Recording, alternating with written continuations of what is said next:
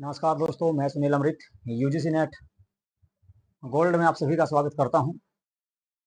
आज हम लोग एक नई शुरुआत करने वाले हैं, एक नया बैच स्टार्ट करने वाले हैं पेपर वन का और पेपर सेकंड का भी। तो दोनों आपके पेपर वन और पेपर सेकंड दोनों का नया बैच स्टार्ट करने वाले हैं, क्योंकि आप सभी जानते हैं कि यूजीसी नेट की आंसर की भी आ चुकी है और आपका रिजल्ट की अगर बात करें तो लगभग 15 से 20 जुलाई के बीच में आपका रिजल्ट भी देखने को मिल जाएगा।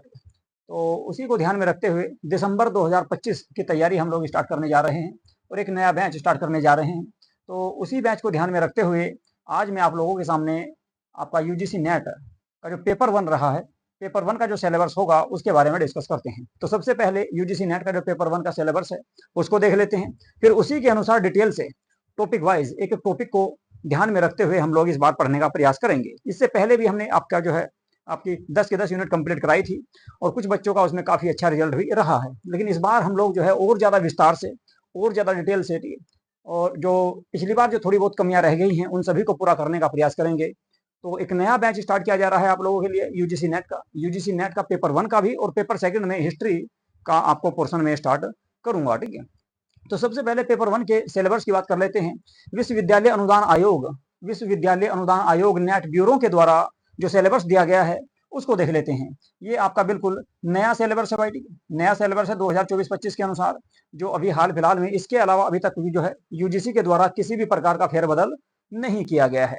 तो अभी हाल फिलहाल का जो आपका सिलेबस है उसी के बारे में बात करेंगे, चर्चा करेंगे और डिटेल से उसको देखेंगे कि कौन कौन से टॉपिक उसमें दिए गए हैं, कितनी यूनिट है, ठीक है, और आपका एक क्वेश्चन कितने नंबर का आता है यूनिट वन से और प्रत्येक यूनिट से कितने क्वेश्चन आते हैं, उन सभी के बारे में बात करेंगे, चर्चा करेंगे डिटेल से। यदि आप लोगों ने हमारे यूट्यूब चैनल को सब्सक्राइब नहीं किया है तो प्लीज हमारे YouTube channel UGC net gold को आप लोग सब्सक्राइब जरूर कर लें और वह वीडियो को लाइक तथा शेयर जरूर करें, ठीक है, क्योंकि इसके बाद आप लोगों का जो है यूनिट वाइज, सबसे पहले unit one, unit two, unit three, इस तरह से यूनिट वाइज 10 की 10 यूनिट आपकी मैं पेपर वन की कंप्लीट कराने वाला हूं। इसके अलावा हिस्ट्री का भी जो पोर्शन रहेगा आपकी बार थ्योरेटिकल, इससे पिछले सेशन में जो हमने कराया था जून वाले में वो केवल ऑब्जेक्टिव क्वेश्चन ही करा पाया था मैं, और प्राचीन भारत तथा मध्यकालीन भारत के ही। इस बार जो है हम कंप्लीट थ्योरेटिकल, ठीक है, हिस्ट्री का भी पोर्शन आपका थ्योरेटिकल, ठीक है, टॉपिक वाइज बिल्कुल जैसे कि आपका यूजीसी नेट में दिया गया है उसी के अनुसार करना है, उसी के अनुसार कंप्लीट करेंगे। तो सबसे पहले देखते हैं हम आपका पेपर वन का सिलेबस क्या दिया गया है। ठीक है जी, तो देखिए सबसे पहले दिया गया है आपका क्या, इसका जो कोड रहता है, इसका कोड है आपका 00, ठीक है, 00 इसका कोड होता है, ठीक है। इसके अलावा विषय की अगर बात करें तो सामान्य प्रश्न पत्र के नाम से आता है। शिक्षण और शोध अभिवृत्ति इसका नाम है, शिक्षण और शोध अभिवृत्ति, ठीक है, इसका नाम है। तो पाठ्यक्रम की अगर बात करें तो पाठ्यक्रम क्या होगा इसका, वही हम लोग देखने वाले हैं। चलिए जी, इसका पाठ्यक्रम देख लेते हैं। देखिए सबसे पहले इसमें आपको मैं बता दूं, इसमें आपकी जो है यूनिट दी गई है, इकाई दी गई है, ठीक है। तो इसमें यूनिट की अगर बात करें, इकाई की अगर हम बात करें तो इकाई की अगर बात करें तो इकाई दी गई कितनी इसमें भाई, 10 इकाई दी गई और प्रत्येक इकाई से आपके कितने क्वेश्चन आने हैं, 5 क्वेश्चन इसमें आते हैं और एक क्वेश्चन 2 नंबर का होता है, ठीक है। तो आपकी कुल मिला के बात करें तो एक यूनिट से 10 नंबर आपको प्राप्त होते हैं, यानी कि 5 क्वेश्चन मिलते हैं और 10 के 10 यूनिट से अगर बात करें तो 50 क्वेश्चन इसमें आपको देखने को मिलते हैं। पेपर वन जो होता है आपका सामान्य अध्ययन का, इसमें आपको शिक्षण और शोध अभिवृत्ति का जो एग्जाम होता है, पेपर होता है पेपर वन, तो इसमें आपके 50 क्वेश्चन आते हैं और प्रत्येक यूनिट से 5 क्वेश्चन आपको देखने को मिलेंगे। अब कौन कौन से टॉपिक उसमें होंगे और एक जो क्वेश्चन होगा वो 10 नंबर का होता है। चलिए जी देख लेते हैं। सबसे पहले यूनिट वन में आपका शिक्षण अभिवृत्ति सबसे पहली इकाई है। इकाई नंबर 1 जो दी गई है वो क्या है भाई आपकी, वो है आपकी शिक्षण अभिवृत्ति। शिक्षण अभिवृत्ति की अगर बात करें तो इसमें कौन कौन से टॉपिक आपके रहने वाले हैं उन सब के बारे में देखेंगे। देखिए 1, 2, 3, 4, 5 और 6 इसमें टॉपिक आपके दिए गए हैं। तो कुल मिलाकर आपका इकाई वन में 6 टॉपिक दिए गए हैं और 6 के 6 टॉपिकों में ही आपको जो है लगभग जो है किसी भी टॉपिक से क्वेश्चन पूछा जा सकता है। ऐसा जरूरी नहीं कि भाई जो है आपका कि पहले टॉपिक से ही क्वेश्चन पूछा जाएगा या फिर दूसरे टॉपिक से क्वेश्चन पूछा जाएगा, तो किसी भी टॉपिक से क्वेश्चन आपका इसमें पूछा जा सकता है। तो देखते हैं सिलेबस में क्या क्या रहेगा, डिटेल से बात करते हैं, चर्चा करेंगे इसके बारे में। सबसे पहले दिया गया आपका शिक्षण। शिक्षण किसे कहा गया है, शिक्षण किसे कहा गया है, ठीक है। इसके अलावा शिक्षण की अवधारणाएं क्या होंगी, शिक्षण की अवधारणाएं क्या होती हैं, शिक्षण की अवधारणाओं के अलावा उद्देश्य क्या होता है इसका, उद्देश्य क्या होता है। इसके अलावा शिक्षण का स्तर कैसा होगा, शिक्षण का स्तर कैसा होता है उसके बारे में क्वेश्चन पूछे जाते हैं। स्मरण शक्ति, समझ और विचारात्मक विज्ञान के विचारधारा क्या है, विशेषता क्या होती है शिक्षण की और शिक्षण का मूल उद्देश्य क्या होता है। तो आपका सबसे पहला टॉपिक तो यही दिया गया है कि भाई शिक्षण क्या है, ठीक है, शिक्षण की अवधारणाएं क्या है, शिक्षण का उद्देश्य क्या है और शिक्षण का स्तर क्या होगा। इसके अलावा दूसरा जो टॉपिक इसमें दिया गया है वो है आपका विद्यार्थी की विशेषताएं। विद्यार्थी की क्या क्या विशेषताएं होती हैं उसके बारे में इसमें दिया गया है। तो इसके बारे में भी हम लोग जो है डिटेल से पढ़ेंगे, बिल्कुल विस्तार से एक एक पॉइंट इनका क्लियर करूंगा आपको। और यूनिट वाइज जिस तरह से आपका सिलेबस दिया गया है उसी के अनुसार आप लोगों को जो है इसमें पढ़ाने का मैं इसको प्रयास करूंगा। इसके बाद तीसरा टॉपिक दिया गया है इसमें आपका शिक्षण भावात्मक प्रभावक तत्व। इसमें आपका शिक्षक सहायक सामग्री आएगी। जैसे मान लो आपका जो है डिजिटल बोर्ड है या ब्लैक बोर्ड है या व्हाइट बोर्ड है, तो ये सारी की सारी क्या होती है, शिक्षण सहायक सामग्री होती है। कंप्यूटर है, इसके अलावा माउस वगैरह और बहुत सारी चीजें हैं जो शिक्षण सहायक सामग्री में आती हैं। इसके अलावा पुस्तकें हैं, ठीक है, मैप है, चार्ट है, तो बहुत सारी चीजें इसमें शामिल की जाती है। इसके अलावा उच्च अधिगम संस्थाओं में शिक्षण की पद्धति कैसी है। जो उच्च अधिगम संस्थाएं हैं जैसे मान लो यूजीसी है, इसके अलावा आपके जो है आईआईटी कॉलेज है, यूनिवर्सिटी है, तो उसमें आपकी कौन कौन सी शिक्षण पद्धतियां हैं उनके बारे में इसमें चर्चा की जाती है। उनके बारे में दिखाना होता है। इसमें ऑफलाइन ऑनलाइन दोनों पद्धतियों को शामिल किया जाता है। इसके अलावा शिक्षण सहायक सामग्री यानी कि शिक्षक को जो है पढ़ाने में कौन कौन सी सामग्री का इस्तेमाल करना चाहिए। कुछ परंपरागत हैं, कुछ आधुनिक है, इसके अलावा आईसीटी यानी कि इंफॉर्मेशन टेक्नोलॉजी के माध्यम से भी जो है अध्यापक इनको पढ़ाने का प्रयास कर रहा है। तो कुल मिलाकर जो है इसमें भी सारे के सारे टॉपिक शामिल रहेंगे। इसके अलावा मूल्यांकन प्रणाली, ठीक है, शिक्षण की जो मूल्यांकन प्रणाली होती है, मूल्यांकन के तत्व होते हैं, उनके प्रकार हैं, ठीक है। इसके अलावा उच्च शिक्षा में विकल्प आधारित जो क्रेडिट प्रणाली में मूल्यांकन कंप्यूटर आधारित परीक्षा होती है। इसके अलावा मूल्यांकन पद्धति होती है। वे सभी की सभी जो है आपकी शिक्षण अभिवृत्ति यानी कि यूनिट 1 में ही शामिल होती है। इसके बाद देखें अगर बात करें तो दूसरी यूनिट की, तो दूसरी यूनिट जो रहेगी, दूसरी यूनिट की बात करते हैं, इकाई नंबर 2 जो दी गई है वो आपकी दी गई कि भाई शोध अभिवृत्ति, रिसर्च एप्टीट्यूड जिसको कहा जाता है। इसमें भी आपके कई टॉपिक दिए गए हैं जैसे कि शोध का अर्थ क्या है, शोध के प्रकार क्या हैं, शोध की विशेषताएं क्या हैं, तो इन सभी के बारे में क्वेश्चन आते हैं यहाँ से, इसके बारे में पूछा जाता है। इसके अलावा शोध पद्धतियां कौन कौन सी हैं। इसके अलावा प्रयोगात्मक, विवरणात्मक, ऐतिहासिक, गुणात्मक और मात्रात्मक, ये सभी आते हैं। इसके अलावा शोध के चरण क्या होते हैं, सबसे पहले किस चीज के बारे में रिसर्च करना है, क्या जानकारी प्राप्त करनी है, उसके बाद क्या करना है। तो शोध के जो चरण होते हैं स्टेप बाय स्टेप, तो उनके बारे में इसमें आपका पूछा जाता है, उसके बारे में चर्चा करेंगे। इसके अलावा शोध प्रबंध और आलेख लेखन, फॉर्मेट और संदर्भ शैली इसमें शामिल की जाती है कि कौन सा टॉपिक आपने कहां से लिया है, कौन सी बुक से कौन सा टॉपिक लिया है, वो सभी इसमें शामिल किया जाता है। इसके अलावा शोध प्रबंध जो है, इसके अलावा जो अगला टॉपिक दिया गया है शोध में आईसीटी, यानी कि शोध में आईसीटी का क्या योगदान है, ठीक है, कंप्यूटर का कितना योगदान है, ठीक है, आईटी का कितना योगदान है, क्या इसके प्रयोग होते हैं इसमें, क्या इसके फायदे हैं, तो वो सभी इसमें शामिल के रहेंगे। इसके अलावा शोध नैतिकता, हमारे शोध में कितनी नैतिकता होनी चाहिए, टॉपिक कहां से लेना चाहिए, किसी की नकल नहीं करनी चाहिए, कॉपी नहीं करनी चाहिए, वो सारे के सारे टॉपिक जो है इसमें शामिल किए जाते हैं। तो कुल मिलाकर शोध अभिवृत्ति जो इकाई 2 है, इससे भी आपको 5 क्वेश्चन देखने को मिलेंगे। इसके बाद अगली जो इकाई दी गई है वो है इकाई नंबर 3। इकाई नंबर 3 में आपका बोध आता है। बोध क्या होता है भाई, बोध होता है कि आपका पैराग्राफ, इसमें एक आपका पैराग्राफ दे दिया जाता है और 5 क्वेश्चन उससे छांटने के लिए आपके आते हैं एग्जाम में। एक पैराग्राफ दे दिया जाएगा, उससे ही आपको उसको पढ़ने के बाद वे जो 5 क्वेश्चन दिए गए हैं उनके आपको आंसर लॉजिकल देने होते हैं, तो वो रहता है आपका बोध। इसके बारे में डिटेल से बात करेंगे। इस बार तो मैं आपकी इसकी 3 से 4 वीडियो ही करा पाया था, आपको 3 से 4 आपके बोध करा पाया था बस केवल, लेकिन अब की बार जो है आपका काफी टाइम, क्योंकि पिछली बार ऐसा है, देखो हम लोगों ने जो है मार्च में तो आपका ये चैनल ही बनाया था और मार्च के बाद हम लोगों ने पढ़ाना स्टार्ट किया और जून में आपका एग्जाम था, तो मुश्किल से 2 महीने का टाइम मुझे मिला था उसमें, 2 से ढाई महीने का, और 2 से ढाई महीने में ही मैंने आपकी उसमें 10 की 10 यूनिट कंप्लीट कराई है। वो थोड़ा जल्दी कराई है, लेकिन इस बार हम लोग जो है आराम से करेंगे, विस्तार से करेंगे और इनके पीवाईक्यू भी साथ साथ करते रहेंगे। एमसीक्यू और पीवाईक्यू दोनों प्रकार के क्वेश्चन करेंगे, दोनों प्रकार के क्वेश्चन आपको इसमें देखने को इस बार अब की बार देखने को मिलेंगे, ठीक है। इसके बाद इकाई नंबर 4 जो दी गई है वो है आपकी क्या, संप्रेक्षण। संप्रेक्षण कहा जाता है कम्युनिकेशन को, संचार को, बातचीत करने का जो तरीका है, आपस में एक दूसरे के साथ बातचीत करने का जो तरीका है, उसी को संप्रेक्षण या कम्युनिकेशन कहा जाता है। यानी कि अपने विचारों को दूसरे के साथ किस प्रकार से साझा किया जाएगा, किस प्रकार से उससे बात की जाएगी, किस प्रकार से उसको समझाया जाएगा, तो वो सभी का सभी आता है किसमें, संप्रेक्षण में। इसमें आपका संप्रेक्षण का अर्थ आएगा, संप्रेक्षण के प्रकार आते हैं, इसके अलावा जो है संप्रेक्षण के अभिलक्षण के बारे में बात की जाती है। दूसरा टॉपिक दिया गया है आपका प्रभावी संप्रेक्षण, यानी कि जो है दूसरे के साथ प्रभावी रूप से बातचीत कैसे की जा सकती है, कैसे उसको आकर्षित किया जा सकता है, उसके बारे में रहता है। इसके अलावा प्रभावी संप्रेक्षण में बाधाएं क्या क्या है, इसको जो है इसमें बाधा कौन कौन सी आती है, प्रभावी संप्रेक्षण में बाधा क्या क्या आ सकती है, उन सब के बारे में बात की जाती है। जन, मीडिया और समाज के बारे में बात की जाएगी। तो ये सारे के सारे टॉपिक जो रहेंगे ये आपकी इकाई नंबर 4 के अंतर्गत आते हैं, संप्रेक्षण में इनको शामिल किया जाता है। इसके बाद इकाई नंबर 5 है आपकी गणितीय तर्क और अभिवृत्ति। गणितीय तर्क और अभिवृत्ति ये बिल्कुल जो आपको सिलेबस दिखा रहा हूं मैं, ये सारा का सारा सिलेबस जो है आपका यूजीसी नेट की वेबसाइट पे अपलोड है। इसके अलावा संसार एकेडमी टेलीग्राम चैनल पर भी मैंने इसकी पीडीएफ आपकी मिल जाएगी आपको, ठीक है। तो इकाई नंबर 5 में दिया गया है आपका गणितीय तर्क और अभिवृत्ति। इसमें आपका मैथ और रीजनिंग के क्वेश्चन देखने को मिलते हैं, मैथ और रीजनिंग के क्वेश्चन देखने को मिलते हैं। इस बार आपके अगर बात करें जून 2025 की, तो इस बार जो है आपके रीजनिंग के क्वेश्चन बहुत कम देखने को मिले हैं।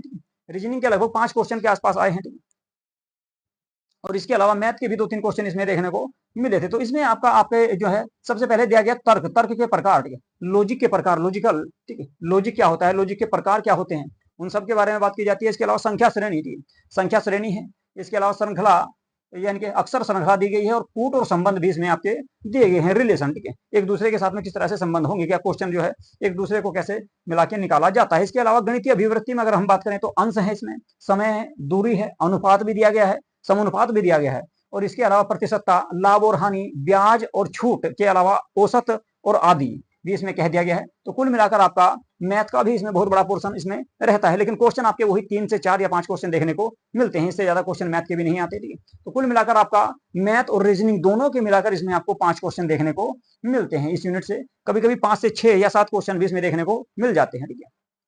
चलिए, जिसके बाद बात करेंगे लॉजिकल रीजनिंग, युक्ति युक्त तर्क इसको कहा जाता है हिंदी में। इकाई नंबर 6 पर दिया गया है युक्ति युक्त तर्क, ठीक है। युक्ति युक्त तर्क जो है इस बार जो है हमको इसमें भी ज्यादा टाइम नहीं मिला, और मुश्किल से मैं इसके आपके जो है 4 से 5 क्लास इसमें करा पाया था। तो इस बार इसको भी डिटेल से करेंगे, ठीक है, क्योंकि आपकी बार काफी समय है, दिसंबर में एग्जाम होगा आपका, ठीक है। तो तब तक हम जो है इसको बिल्कुल डिटेल से पढ़ने वाले हैं। सबसे पहले इसमें टॉपिक दिया गया है युक्ति युक्त के ढांचे का बोध, ठीक है, ढांचे का बोध दिया गया है, युक्ति युक्त के प्रकार दिए गए हैं। इसके अलावा व्यण आरेख दिया गया है, व्यण आरेख एक जो है इस तरह से पैराग्राफ आता है, और इसमें इस तरह से रहता है आपका, ठीक है, ये 6% है, ये 2% है, 4% है, 3% इस तरह का होता है। भारतीय तर्कशास्त्र, भारतीय तर्कशास्त्र में मतलब जो है आपका जैसे सांख्य दर्शन है, सांख्य दर्शन है, योग दर्शन है, इस तरह के इसमें आपके उससे संबंधित क्वेश्चन पूछे जाते हैं। इसके अलावा प्रमाण, प्रत्यक्ष, अनुमान और उपमान, ठीक है, शब्द और अर्थपत्ति को मिलाकर भी यहाँ से क्वेश्चन आपको देखने को मिलते हैं। इसके अलावा अनुमान की संरचना, प्रकार और व्याप्ति से भी क्वेश्चन इस बार भी आपके 1-2 क्वेश्चन आपका देखने को मिला था। तो कुल मिलाकर यहाँ से भी इस टॉपिक से भी आपको 5 क्वेश्चन, लॉजिकल रीजनिंग से भी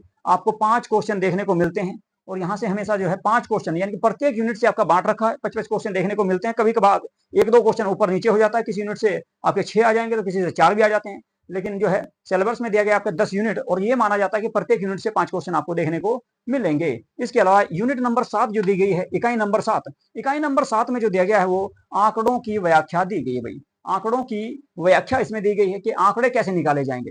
इसमें एक आपका पाई चार्ट दे दिया जाएगा, या फिर एक पैराग्राफ दे दिया जाएगा, उसमें आंकड़े दे दिए जाएंगे, उसके आधार पर 5 क्वेश्चन होंगे, उन क्वेश्चनों को आपको हल करना होता है। तो सबसे पहला जो टॉपिक दिया गया है वो आंकड़ों के स्रोत दिया गया है, प्राप्ति और वर्गीकरण इसमें दिया गया है। दूसरा है आपका गुणात्मक और मात्रात्मक आंकड़े, यानी कि गुणा करके और जो है मात्रात्मक के आधार पर इसके आपके क्वेश्चन निकाले जाते हैं। या फिर आपका चित्र वृत्त आ जाता है आपका, ठीक है जी, उसमें बार भी आ सकता है, बार चार्ट भी आ सकता है, या हिस्टोग्राम या पाई चार्ट या टेबल भी दे सकते हैं, या फिर रेखा चार्ट या आंकड़ों का मानचित्रण भी दिया जा सकता है, और उसी के आधार पर आपके 5 क्वेश्चन रहेंगे, उससे आपको 5 क्वेश्चन निकालने होते हैं इसमें, ठीक है। इसके अलावा आंकड़ों की व्याख्या और आंकड़े और सुशासन से भी कभी कभार आपको क्वेश्चन देखने को मिल जाता है। तो कुल मिलाकर इकाई नंबर 7 जो है, इससे भी आपको कितने क्वेश्चन देखने को मिलेंगे, इससे भी आपको 5 क्वेश्चन देखने को मिलते हैं। इसमें ज्यादातर अब तक जो देखा गया सबसे ज्यादा आपका एक चार्ट दे दिया जाएगा, चाहे वो पाई चार्ट हो या टेबल चार्ट हो या फिर रेखा चार्ट हो या फिर बार चार्ट हो, कोई सा भी चार्ट दे देते हैं। उस चार्ट में ही आपके उस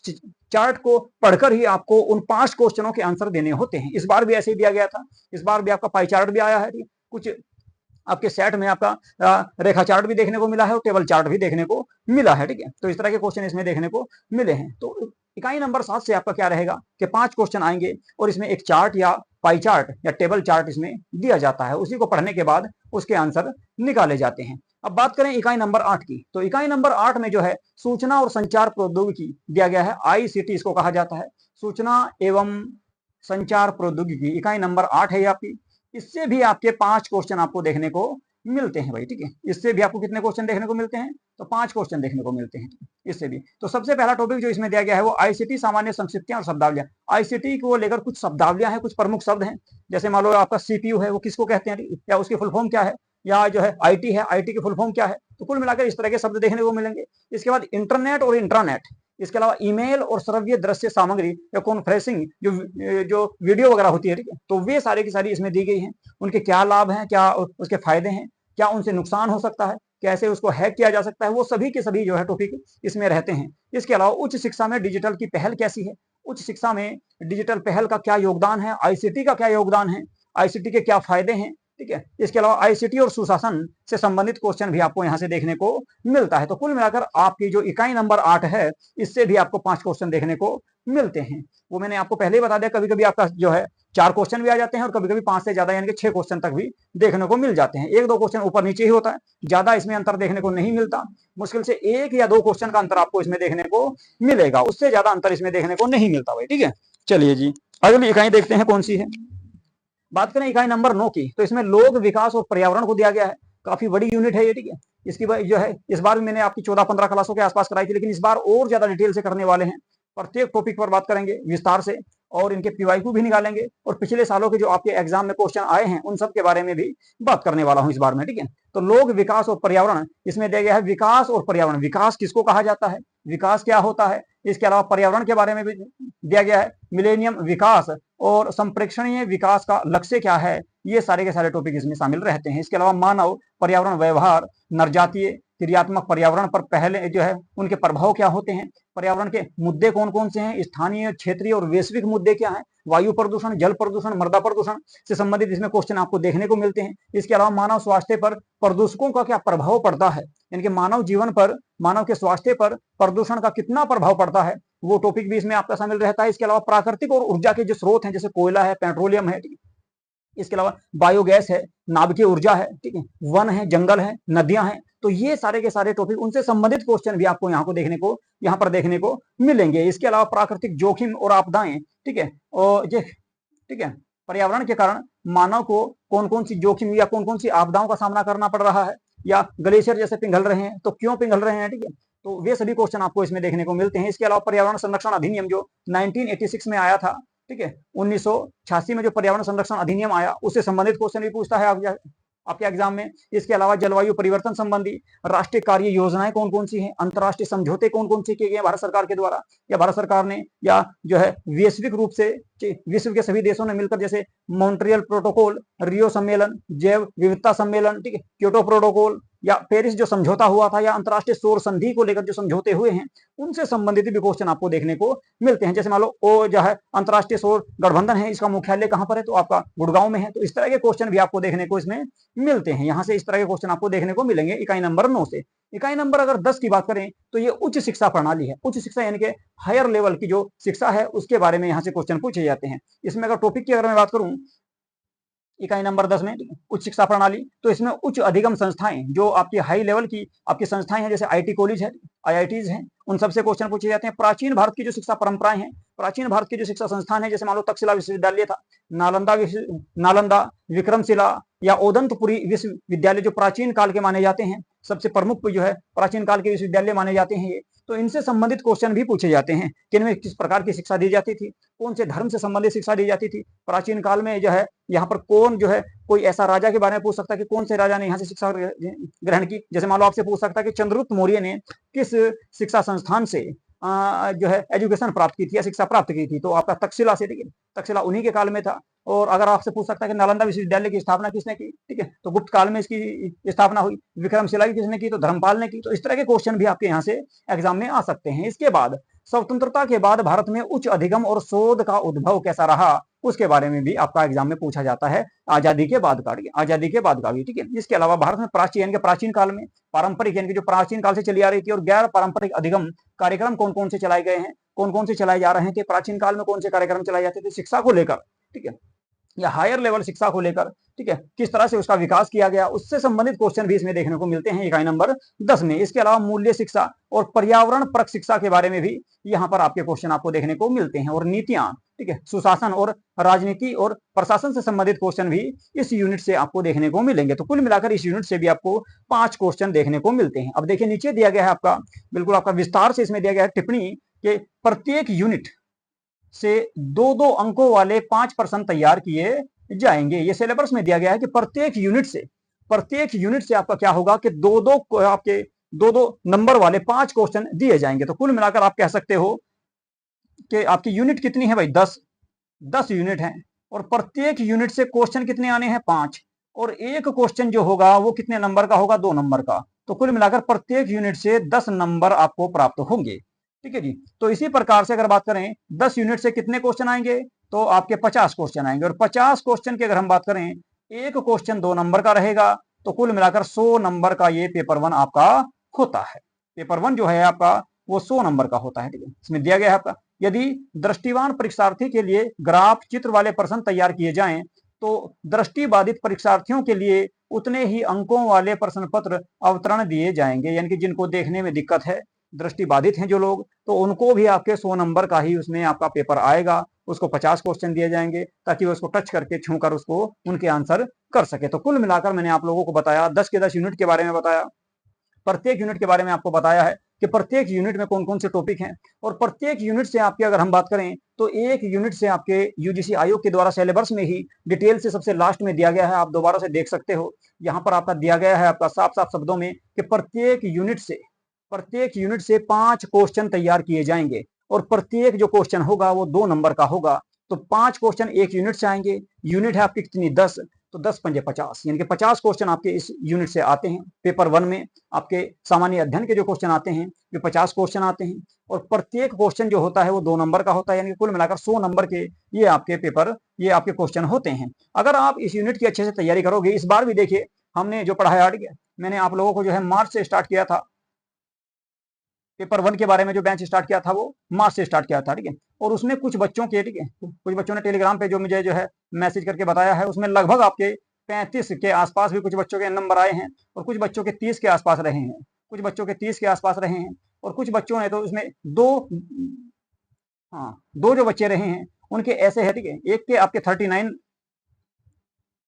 क्वेश्चन सही हैं, और एक बच्चे के 41 क्वेश्चन भी सही हैं, 41 भी क्वेश्चन सही हैं। तो देखो, ठीक है, अगर आप जो है मेहनत से तैयारी करोगे पेपर 1 में बहुत आसानी से बहुत अच्छा स्कोर आप लोग जो है कर सकते हो, क्योंकि इसमें जो है आपके विविध प्रकार के क्वेश्चन होते हैं। ठीक है, और थोड़े लॉजिकल क्वेश्चन भी होते हैं, थोड़े लॉजिकल भी क्वेश्चन होते हैं। अगर आप इसको विस्तार से पढ़ोगे, डिटेल से पढ़ोगे, ठीक है, टॉपिक वाइज पढ़ोगे, ठीक है, तो इसमें आप आसानी से जो है 30 से 40 के बीच में आराम से नंबर ला सकते हो। और अगर ज्यादा मेहनत आप लोगों ने इसमें कर ली तो 40 प्लस नंबर भी आप ला सकते हो, 41, 42, 45 तक भी इसमें नंबर आप आसानी से प्राप्त कर सकते हो। ठीक है, और कुछ बच्चों ने किए भी हैं। ठीक है, ठीक है जी, कुछ बच्चों के 30 से कम भी रहे हैं। ठीक है, अब देखो, जिसने मेहनत थोड़ी कम की तो उसके थोड़े 30 से कम मिलेंगे, जिसने थोड़ी अच्छी मेहनत की है तो उसके 30 या 30 प्लस या 35 के आसपास, या फिर जो है 41 के आसपास भी एक बच्चे के आए हैं। ठीक है, अब तक जिसने बताया है। ठीक है, तो कुल मिलाकर आपका अगर हम बात करें पेपर 1 की, तो पेपर 1 में आप आसानी से, बहुत आसानी से, थोड़ी सी मेहनत करके आप जो है 35 से 40 क्वेश्चन आपके आराम से कर सकते हो। यानी कि अगर आपके 40 क्वेश्चन इसमें सही आते हैं तो 40 दूनी 80, यानी कि 80 नंबर आपको इसमें प्राप्त होते हैं।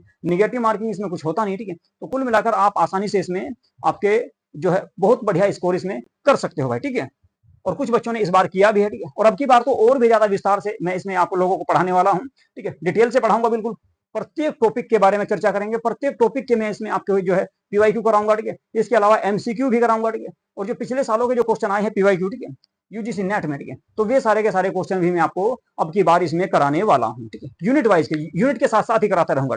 जैसे मान लो यूनिट नंबर 1 पूरी हुई तो उसके आपके पीवाईक्यू भी कराऊंगा और एमसीक्यू भी कराऊंगा। तो दोनों प्रकार के क्वेश्चन इसमें कराने वाला हूँ। तो बहुत जल्द जो है हम लोग स्टार्ट करने वाले हैं एक नया बैच। ठीक है, ये आपका जून 2026 में, ठीक है, जून 2026 में एक नया बैच स्टार्ट करेंगे। ठीक है, जून नहीं भाई, दिसंबर 2026 दिसंबर 2025 के लिए। ठीक है, दिसंबर 2025 के लिए। ठीक है, जून वाला तो हो ही चुका है। ठीक है, तो 2025 में जो दिसंबर में जो एग्जाम होने वाला, ठीक है, तो उसको ध्यान में रखते हुए ये बैच स्टार्ट किया गया है।